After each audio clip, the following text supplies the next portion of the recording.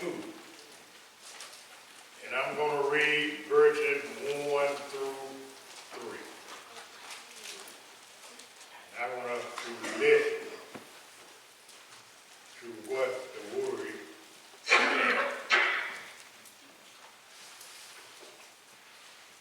Hebrews chapter 2, verses 1 through 3.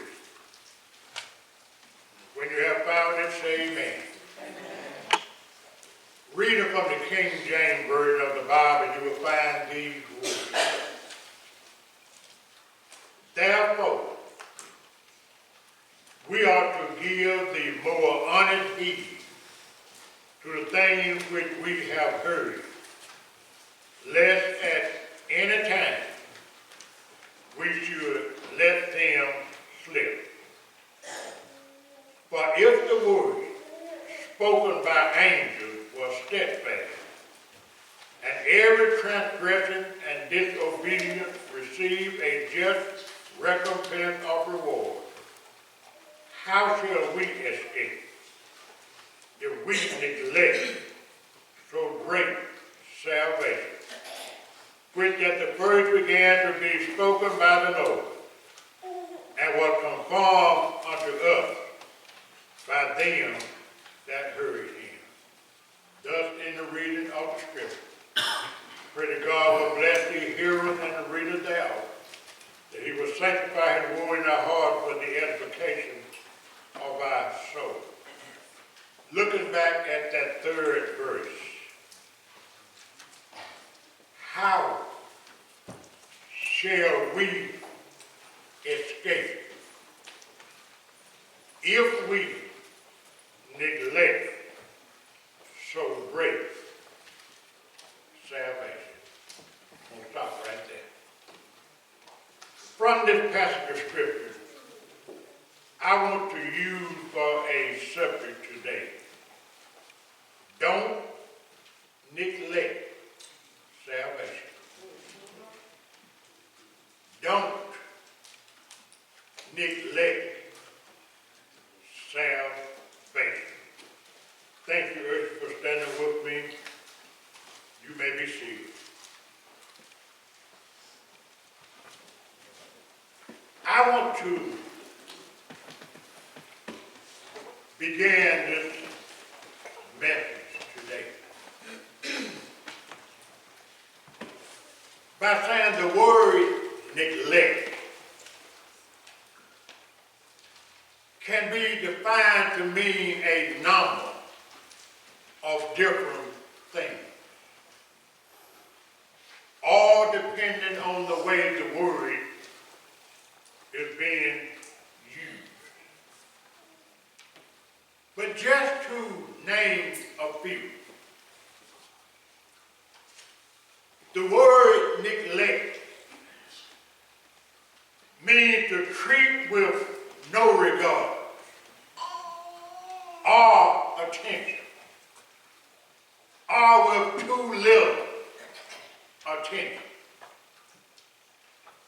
Neglect means to omit. We could just simply say it means to leave undone. And I must say that we see so much neglect going on around us today. And that we don't see.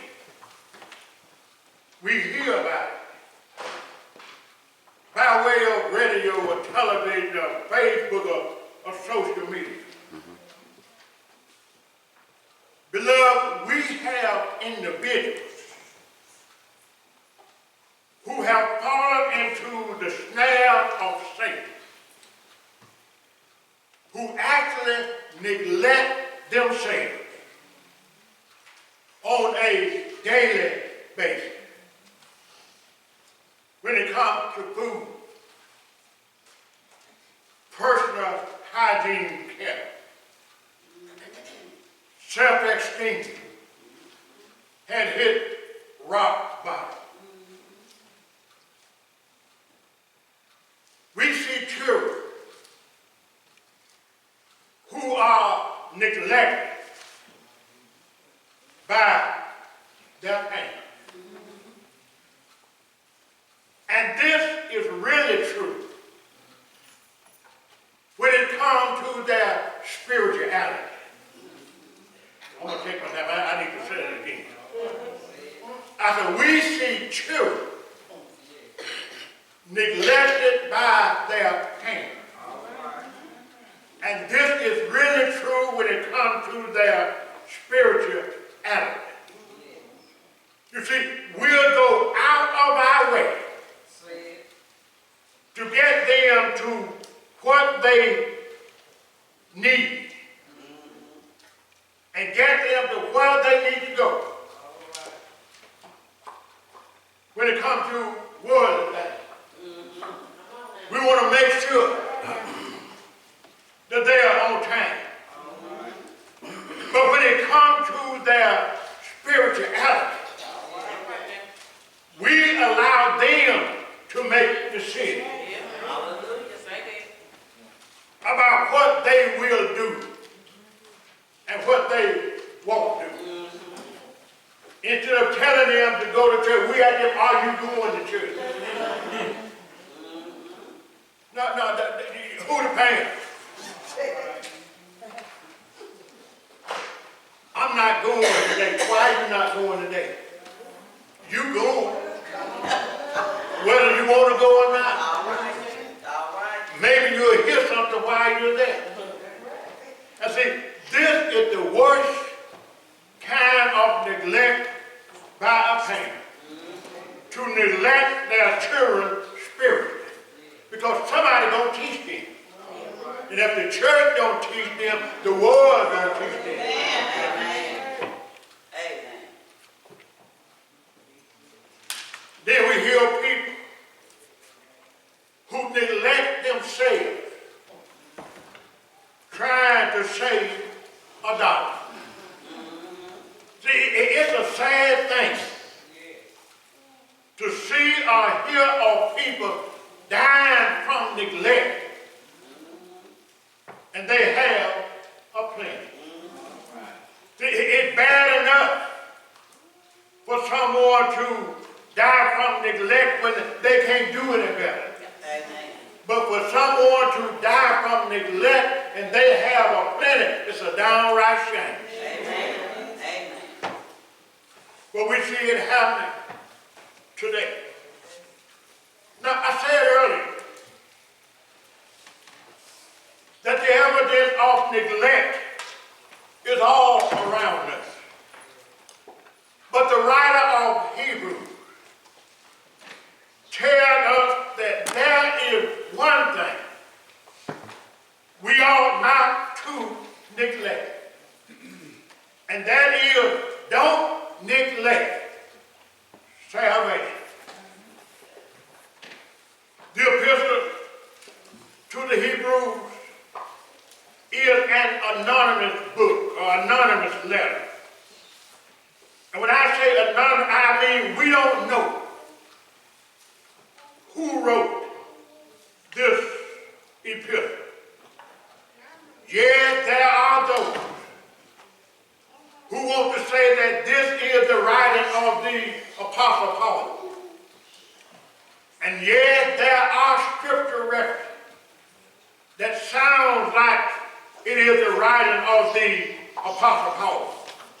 But this is not quite critically clear. Therefore, the epistle is called an anonymous epistle because the author is unknown to biblical theologians. Now, my brothers and sisters, who wrote this epistle is really not that important. But what is important is the message that the writer is trying to instill in his readers. And that message is, don't. Whatever you do, don't neglect salvation. You see, this epistle was written to Hebrew Christians who may have been contemplating a return to Judaism. This may have been because of their immaturity, due to their lack of understanding of biblical truth. You see, when you don't have a clear understanding of biblical truth, it's easy for one to waver in his or her faith, or even renounce the one faith in the one true and living God, in whom we move and have our being. Or it may have been because they were just satisfied in their present state and not willing to accept a change. You see, we can get used to doing something a certain way for so long. Amen. And we get set in our ways. And we don't want to change. Even if the change is for the better. We ought to thank God for change. If it were not for change, we wouldn't have chandeliers hanging up in here today. Still have some kerosene lamps. If it were not for change, you wouldn't be driving that Buick you're driving today. You still have a wagon and mule. And I could go on and on. It's like we ought to thank God for change. But some people get so set in their way that they don't want to change. Amen. Even if it's for the better.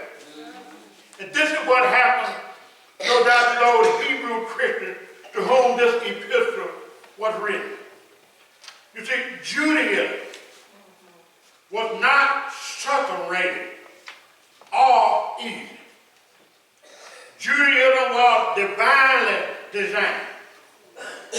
It was the best religion, expressing true worship and devotion to God. The commandments, the rituals, and the prophets describe God's promises and reveal the way to forgiveness and salvation. But then Christ came, fulfilling the law and the prophets, conquering sin, and freely providing eternal life. But this message was difficult for the Jews to accept. Although they had sought the Messiah for a long time, they wanted to continue worship in their traditional form. Now, some of the Jews just outrightly rejected Christianity and tried to do away with it. But those who did accept Jesus Christ as Lord and Savior oftentimes found themselves slipping back into that old and familiar Judaism. But the writer of the epistle to the Hebrews is without a doubt saying to the Hebrew Christian, Christianity is superior to Judaism because Christ is supreme. Amen. And not only is he supreme, he is completely sufficient. Amen. for salvation. So in our text that we read in our hearing today, the writer gives a warning to the Hebrew Christians, as well as to Christians today, that we ought to take heed. The word take heed means to take notice of the thing that happened in the past, lest we let them slip by us. For if the word spoken by angels was steadfast, and every transgression and disobedience receive a just recompense or reward, how shall we escape? Think about this. How shall we escape if we neglect so great a salvation, which at the first began to be spoken by the Lord and was confirmed unto us by them that heard him? A quote from the Life of the Living Bible. The text reads this way. So we must listen very closely to the truth we have heard, or we may drift away from them. For since the message from angels have always proved true, and people have always been punished for disobeying them, what makes us think that we can escape if we are indifferent to this great salvation? Amen. Church, if we neglect salvation, there is nothing that can protect us. There is no one that can protect us from the wrath that God is going to bring upon the ungodly of this world. Yes. You see, to neglect salvation is to deny Jesus. Yes. For salvation. Salvation comes only through Jesus Christ. Yes. The Bible says there is no other name given under heaven whereby men might be saved, other than the name of Jesus. In the name of Jesus, every knee shall bow. Yes. Every tongue confess. All right. That Jesus is Lord. So if we deny Jesus, how are we going to escape the wrath that's coming up on us? The Bible talks about in that day, there will be weeping and wailing and gnashing of teeth. There will be people running to the rock, crying for the rock to fall on them, but the rock will fall will tell them, you don't have no hiding place here. What makes us think that if we reject Jesus Christ, that we will escape the great wrath that God is going to bring upon us? You see, in the Old Testament time, the high priest represented the Jews before God. But Jesus Christ linked up with God. There is no other superior way to reach God. Because Jesus Christ lived a sinless life. The Bible says he was tempted in the same manner that we are tempted. Yet he sinned not. But because he lived a sinless life, he is our sin substitute to die for our sins. He is our perfect representative with God.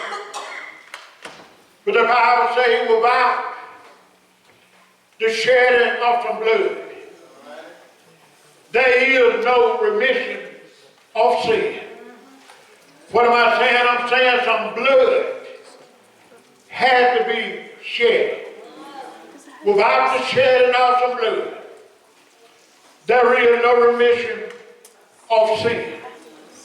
Well, in the Old Testament, the high priest, on the Day of Atonement, went into the Holy of Holies and sprinkled the shed blood of animals upon the mercy seat.